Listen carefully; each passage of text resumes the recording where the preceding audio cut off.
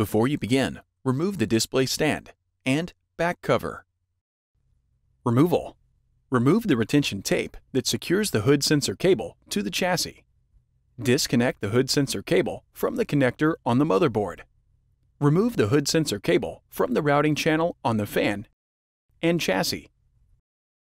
Slide the hood sensor to the left until it is free from the guide rails on the chassis, and remove it from the cutout.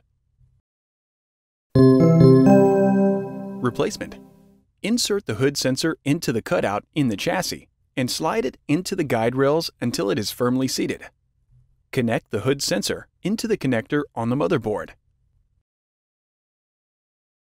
Route the hood sensor cable through the routing channel on the fan and chassis. Replace the retention tape that secures the hood sensor cable to the chassis.